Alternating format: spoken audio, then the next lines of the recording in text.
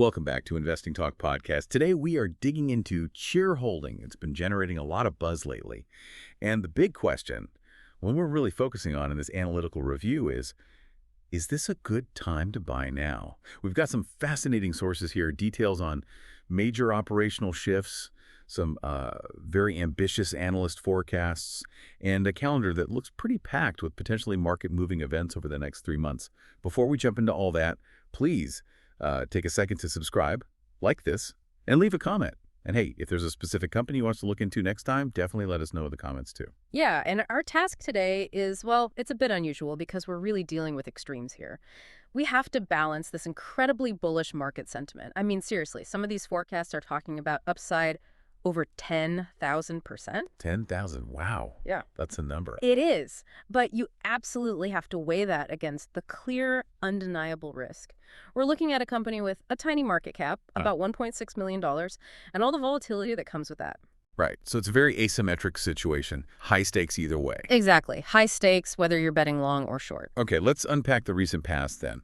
What exactly has CHR Holding done in the last 3 months to get everyone so excited? It feels like they flipped a switch. Flipped a switch is a good way to put it, especially looking at Q2 in the first half of 2025. The main theme isn't just growth, it's a really strategic pivot. They seem to be aggressively repositioning toward AI and digital content that looks like the future for them. Take the August 2025 financials they put out. They reaffirmed the H1 results revenues at $71 million, net income $11.2 million. Okay, solid. But the key thing for investors, I think, is the balance sheet strength. Cash reserves stood at $203.2 million. $200 million in cash. Yep. And working capital at $284.5 million. That kind of liquidity, that's what lets them take these big strategic swings. That is a huge amount of cash relative to their current market value. Gives management a ton of options. And it sounds like they immediately started using those options with this AI move. They definitely signaled it loud and clear back in August. They announced a framework agreement to buy a 60% stake in Beijing Zhongke's Ziguo technology. Okay. And this isn't just dipping a toe in the water. This looks like a really foundational move into generative AI, synthetic data. They seem to be fundamentally changing their business model to chase those AI efficiency gains. And didn't they also raise capital in July, about $8.5 million? Was that because they needed the cash, or was it more opportunistic? It really looks more like the latter funding acceleration. They raised that cash specifically for user acquisition and platform development right when they're already showing strong momentum. Makes sense. And you see that momentum in the user numbers. In July, CHR's video hit, 440 million downloads and over 51 million active users. Those are big download numbers, sure. Yeah. But are people actually using it? What about engagement? That's where CHR's telepathy comes in. And yeah, that showed massive growth, 263% year-over-year growth in monthly active users. 263%. Okay, that's not just vanity metrics. No, definitely not. That kind of exponential growth suggests they're really hitting product market fit, right as they're layering in these new AI features. And sort of underpinning all this activity was that shareholder meeting in June, right, where they got authorization for some pretty big corporate actions. We should probably talk about that.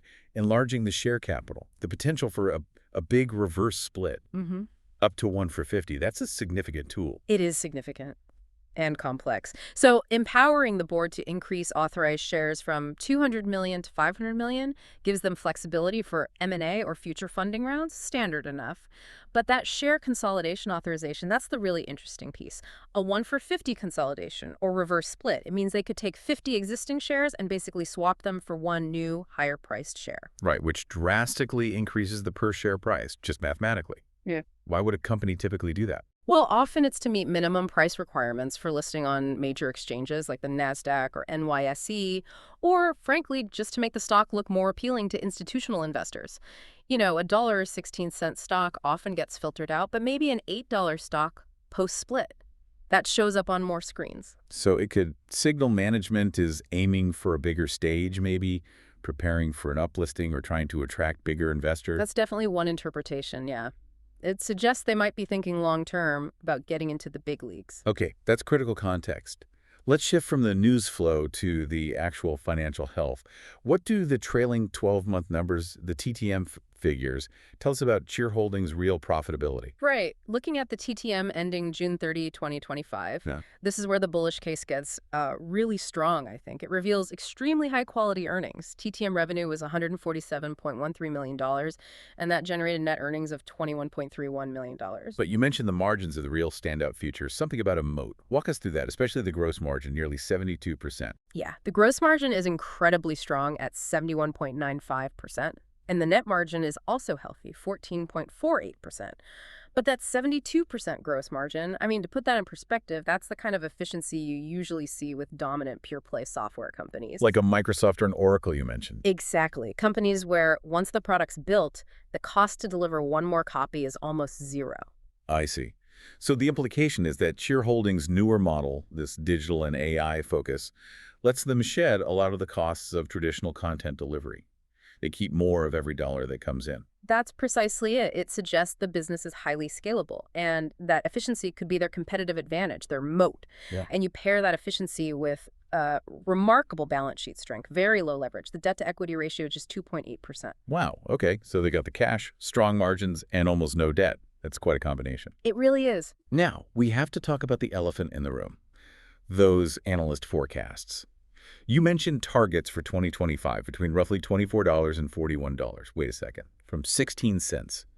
That implies, that implies the 10,000% upside you mentioned earlier. That feels less like analysis and more like wild speculation. It is an extreme number, absolutely. And investors need to approach it directionally, not as some kind of guarantee. Right. No single metric justifies that specific price target right now.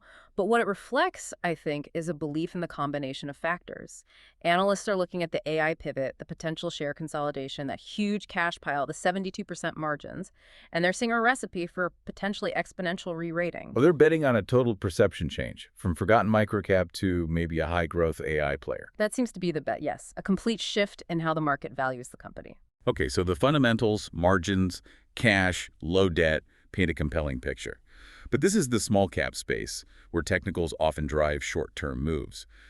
Does the technical chart support this bullish fundamental story, or is it warning us about that volatility? Well, right now, the technical picture actually leans bullish too, but yeah, you definitely need to buckle up. The stock jumped, over 22% just on October 3rd? Up to around 16 cents. Yeah, big move. And the moving averages confirm an uptrend short-term is above long-term. Plus, the MACD, which tracks momentum, is firmly in buy territory. Okay, maybe quickly explain the MACD buy signal for listeners. What's that telling us? Sure. It basically means the recent upward price momentum is accelerating, suggesting the buying pressure isn't just a random blip, it has some legs. But here's the really interesting part, technically speaking. The 14-day relative strength index, the RSI, it's super low, down at 21.57. And low RSI usually means? Think of it like a rubber band stretched too far. When RSI drops below 30, it's considered technically oversold. It suggests the price might have fallen too far too fast and could be due for a snapback rally. So that low RSI adds quite a bit of weight to the short-term bullish case. Okay, sounds technically positive in the near term. Right. But let's circle back to risk. You mentioned the extreme volatility up front, and the company itself is just tiny in market cap terms. And this really brings up a crucial question for you, the listener. How much volatility can you personally handle? The daily average swings are huge, almost 12%, and that $1.6 million market cap. You have to understand what that means. Like steering a kayak in a storm. Exactly. A kayak versus a giant cargo ship for large caps. Any little piece of news, good or bad, even a rumor, can cause massive instant price swings. There's very little institutional ownership cushion here, so setbacks can hit the price hard and fast. So even with those wild analyst targets long term, what are the technicians seeing more realistically in the next few months? Right. Technically, the expected bullish trading range for the next, say, 3 months is much more grounded. Maybe between $1.49 and $1.79, assuming the trend holds. Okay, still a big jump from $0.16, but nowhere near $24 or $41. Precisely. And that massive gap highlights just how speculative those ultra-long-term analyst targets really are. Key support, by the way, is seen around $1.51 to $1.53. That's a level traders will watch closely. All right, let's look forward then. What are the key events coming up in the next 3 months, the catalysts that could really move the needle, especially with this high volatility? The absolute most critical event is the Q3 2025 earnings report. It's scheduled for October 30th. This is huge. The The market needs to see confirmation that the amazing user growth numbers from Q2 are translating into actual revenue stabilization, or better yet, growth. And that the AI investments are starting to show some kind of positive trajectory. Exactly. A miss here, after all the recent hype. That could really deflate the momentum quickly. Beyond the company's own earnings, are there other market events that could impact the stock? Yeah, there are a couple of key windows related to how funds operate. Around November 15th, you often have ETF rebalancing, and around December 15th is when institutions disclose their holdings. So if that potential share consolidation happens and makes the stock eligible for new indexes, or if big institutions are revealed as buyers, you could see significant volatility from inflows.